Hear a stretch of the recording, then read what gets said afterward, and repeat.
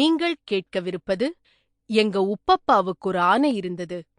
எழுதியவர் வைக்கம் முகமது பஷீர். ஒலி வடிவில் வழங்குபவர் கீர்த்தனா. அத்தியாயம் 1. இதுதான் அதிர்ஷ்டம் அச்சம். அநேகமாயிரம் ஆண்டுகளுக்கு முன் நடந்தது போல் ஞாபகம். ஏனென்றால் சிறு வயதென்பது நெடுந்தொலைவில் அல்லவா? அங்கிருந்து தொடங்கி பலவும் சம்பவித்திருக்கின்றன. எல்லாவற்றையும் ஒரு விளையாட்டுப் போலவே குஞ்சு பாத்துமாவால் நினைவு கூற முடிந்தது. இயல்பான வாழ்க்கை. எப்போதுமே இதெல்லாம் அர்த்தமிழந்து போன ஆச்சரியங்கள்தான். எதுவும் யாருடைய பிடிக்குள்ளும் இல்லையல்லவா? என்ன செய்வது? சில நேரங்களில் வாய்விட்டு அழுதுவிடலாம் போல் இருக்கும். மனம் விட்டு சிரிக்கவும் தோன்றும். அழுவதை விட சிரிப்பதல்லவா நல்லது? நினைத்து நினைத்து சிரிக்கலாம். குஞ்சு பாத்துமா ஒருவரையும் வேதனைப்படுத்தியது கிடையாது. ஒரு எறும்புக்கும் கூட அவள் துன்பம் இழைத்ததில்லை என்றுதான் சொல்ல வேண்டும். ரப்புல் ஆலமீனான தம்புரானின் சிருஷ்டிகளில் எதையுமே அவள் வெறுத்ததில்லை. சிறு வயது முதலே எல்லா ஜீவராசிகளுடனும் அன்பு வைத்திருந்தாள். முதலில் அவள் நேசம் கொள்ளத் தொடங்கியது ஒரு யானையிடம். அதை அவள் பார்த்ததே இல்லை. இருந்தாலும் பிரியம் வைத்தாள். அதைப் பற்றி அவள் கேள்விப்படுவது இப்படித்தான்.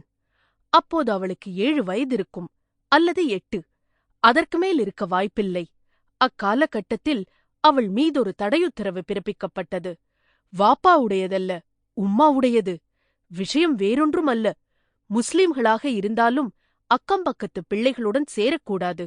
சுருக்கமாக சொல்வதானால் அவர்களுடன் எந்த தொடர்பும் கூடாது. காரணம் என்ன? உலகப் புகழ்பெற்ற அந்த ரகசியத்தை அப்போது உம்மா அவளிடம் சொன்னாள். என் செல்ல குஞ்சு பாத்துமா, நீ ஆனக்காரனோட மவனுக்க பொண்ணும் அவளாக்கும். உன் உப்பாக்கு ஒரு ஆனை இருந்தது, ஒரு பெரிய கொம்பானை. என் செல்ல ஆனை என்று குன்னு பாத்துமா அன்று முதல் தனக்குத்தானே 100 தடவை சொல்லியிருப்பாள். அதனுடன் விளையாடியபடியேதான் அவள் வளர்ந்தாள். அதாவது அதன் நினைவுகளுடன் அவள் அந்த ஓடிட்ட பெரிய கட்டிடத்தின் நடு முற்றத்திலிருந்து விளையாடுவாள். அவளுடைய கழுத்திலும் காதிலும் கையிலும் காலிலும் தங்க ஆபரணங்கள். உடுத்திருப்பது பட்டு முண்டு, போட்டிருப்பது பட்டு குப்பாயம். சரிகை கவணியால் தலையை மூடியிருந்தாள். அவள் வெளுப்பாக இருந்தாலும் அவளிடம் ஒரு கருப்பும் இருந்தது. யாரிடமும் அதை சொல்லவில்லை என்றாலும் அவளை அது வேதனைப்படுத்தியது. அவளது கன்னத்தில் ஒரு சிறு மரு. அது அதிர்ஷ்ட மருவென்பதை குஞ்சு பாத்துமா அறிந்து கொண்டது தனது 14வது வயதில்தான். அவளை கட்டிக் கொடுப்பதற்கு பலவிதமான ஆலோசனைகள் நடந்து கொண்டிருந்த காலம் அது. கட்டிக்கொள்ள வரும் பையன் யார் என்று தெரியாது. யாரானால் என்ன? நான் அப்போ வெத்தல போடுவேன். குஞ்சு பாத்துமா மனதிற்குள் முடிவு செய்து கொண்டாள். கல்யாணமாகாத முஸ்லிம் பெண்கள் வெற்றிலை போடுவது சரியில்லை. அல்லாஹூவும் அவனது திரு தூதருமான முகமது நபியும் இது சம்பந்தமாக ஏதாவது சொல்லியிருக்கிறார்களா என்று அவளுக்கு தெரியாது.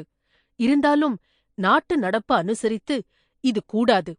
அந்நிய ஆண்களின் முன்பும் முஸ்லிம் பெண்கள் போகக்கூடாது. சின்ன பிள்ளையாக இருக்கும்போது குஞ்சு பாத்துமா போயிருக்கிறாள். அது கூட போனதாக சொல்ல முடியாது. அந்நிய ஆண்களை பார்த்திருக்கிறாள், அவ்வளவுதான். அப்படியான யாரைப் பற்றியும் அவளுக்கு ஞாபகமும் இல்லை. அப்படியே இருந்தாலும் அது பெண்களைப் பற்றியதுதான்.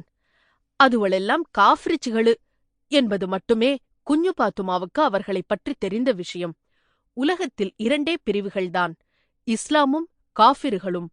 பெண்ணாக இருந்தாலும் சரி, ஆணாக இருந்தாலும் சரி, இறந்து போன பிறகு காஃபிர்களெல்லாம் நரகத்திற்கு போய்விடுவார்கள். அவர்களெல்லாம் வழி தவறி போனவர்கள்.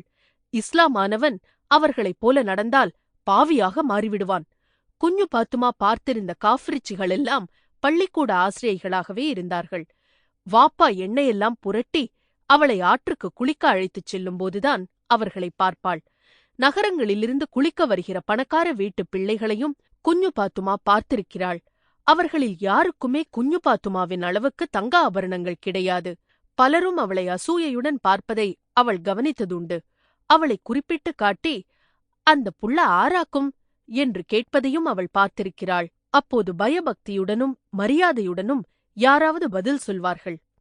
வட்டன் அடிமை காக்காவுக்கே மவ குஞ்சு பாத்துமா, ஆன மக்காருக்கம் அவளுக்க மவ, நம்ம குஞ்சு பாத்துமாவுக்கே மவ இல்லையா என்று சிலர் சொல்லுவதும் உண்டு. நீ ஒருக்க சிறி புள்ள குஞ்சு. Sample complete. Ready to continue?